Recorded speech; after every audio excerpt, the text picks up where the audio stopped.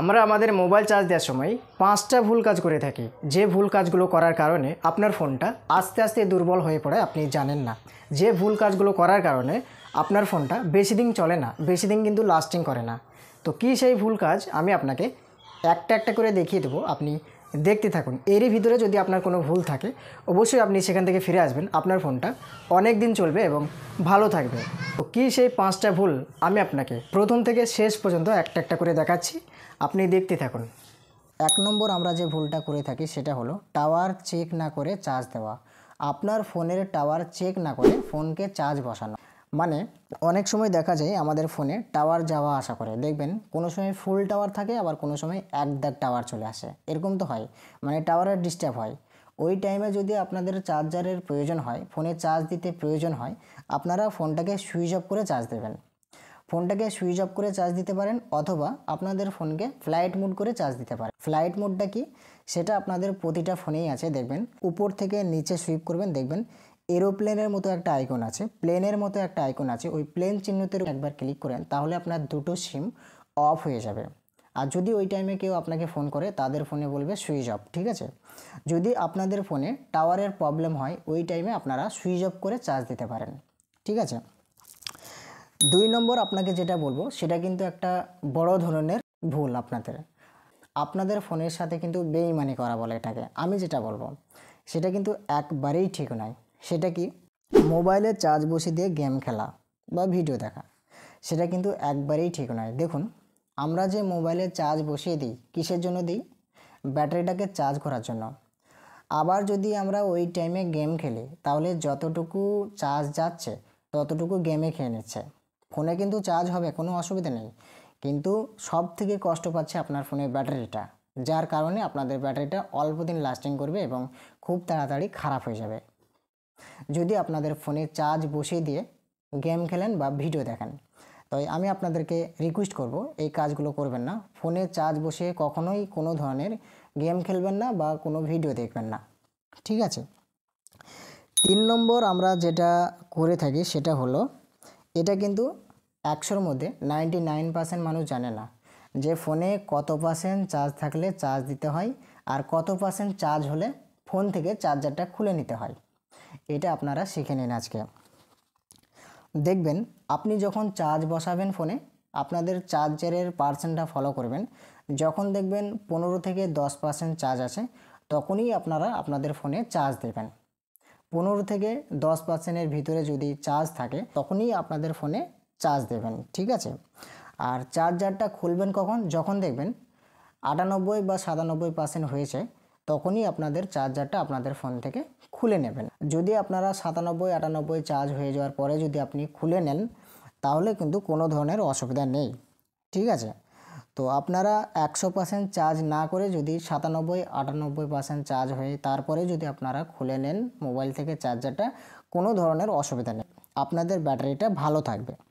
4 নম্বরে আমরা যে ভুলটা করে থাকি সেটা হচ্ছে অন্য ফোনের চার্জ দিয়ে আপনার ফোনকে চার্জ দেওয়া। এটাও কিন্তু একটা ভুল। অন্য ফোনের চার্জ দিয়ে আপনাদের ফোনে চার্জ দিবেন না, কারণ দেখুন, আপনার ফোন অনুযায়ী আপনার চার্জারটা বানানো হয়েছে। আপনার ফোনের যে পিন, সেই পিন অনুযায়ী আপনার চার্জারের পিনটা বানানো হয়েছে। তাই আপনি অন্যদের ফোনের চার্জার দিয়ে যদি আপনার ফোনে চার্জ দেন, চার্জ হবে, ঠিক আছে, এতে কোনো সন্দেহ নেই, চার্জ হবে, কিন্তু পরবর্তীতে আপনার পিনটা খারাপ হয়ে যেতে পারে। বুঝতে পারলেন অবশ্যই। অন্য এক সময় কিন্তু আপনার পিনটা খারাপ হয়ে যেতে পারে। অন্য ফোনের চার্জার দিয়ে আপনার ফোনে চার্জ দেওয়ার জন্য আপনার ফোনের চার্জারের পিনটা খারাপ হয়ে যেতে পারে, এতেও কিন্তু কোনো ধরনের সন্দেহ নেই। যার জন্য আপনি সবসময় চেষ্টা করবেন আপনার সেটের যে চার্জার, সেই চার্জ দিয়ে চার্জ দেওয়ার, ঠিক আছে। 5 নম্বরে আমরা যে ভুলটা করে থাকি, এটাও কিন্তু একটা বড় ধরনের ভুল। এই ভুল থেকেও আপনারা কিন্তু দূরে থাকবেন। সেটা হচ্ছে রাতে চার্জ বসিয়ে দিয়ে ঘুমিয়ে পড়া। দেখেন, আমরা যে চার্জ বসিয়ে দিয়ে ঘুমিয়ে যাচ্ছি, আমাদের ফোনে কখন ফুল চার্জ হবে সেটা কি আমরা জানি বা বলতে পারবো না। হ্যাঁ, অনুমান করে বলতে পারি যে 2 ঘন্টা কি 2.5 ঘন্টা এরকম লাগবে, এরপরে কিন্তু ফুল চার্জ হয়ে যায়। কিন্তু চার্জ হয়ে যাওয়ার পরেও যে আমাদের পিনটা প্রবেশ করানো থাকে ফোনে, সেটাও কিন্তু আমাদের ব্যাটারির প্রবলেম। কারণ আমি আপনাকে একটা উদাহরণ দিয়ে বোঝাচ্ছি। আপনি খেতে পারছেন না, ঠিক আছে, আপনি আর খেতে পারবেন না, তারপরেও যদি আপনাকে জোর করে খাওয়ানো হয় তখন আপনি কি করবেন? ওটা তুলে দেবেন, তাই তো? ওটা ফেলে দেবেন, মানে ওটা উগলে দেবেন আর কি। তো সেটাকে আপনি উগলে দেবেন, খেতে পারবেন না তারপরেও আপনাকে জোর করে খাওয়ানো হচ্ছে, তো কি করবেন? সেটা উগলে দেবেন বা তুলে দেবেন। তো অনুরূপভাবে আপনার ফোনের যতটুকু চার্জারের প্রয়োজন হয়ে গেছে, ফুল চার্জ হয়ে গেছে, তারপরেও প্রবেশ করানো থাকছে ফোনে, তখন কি হয়? আপনার ফোনে চার্জ হয়ে যায়, তারপরেও কিন্তু পিনটা প্রবেশ করানো থাকে, যার কারণে আপনাদের ফোনের চার্জার একটু হালকা কমে যায়, মানে কিছু বেরিয়ে আসে, তারপরে আবার চার্জ হয়, আবার কিছু বেরিয়ে আসে, আবারও চার্জ প্রবেশ হয়। এইভাবে সারা রাত হতে থাকে, যার কারণে আপনাদের ব্যাটারিটা দুর্বল হয়ে যায়। এবং সেই ব্যাটারিটা খারাপ হতে বেশি সময় লাগে না, যার জন্য এটা থেকে আপনারা অনেকটা দূরে থাকবেন।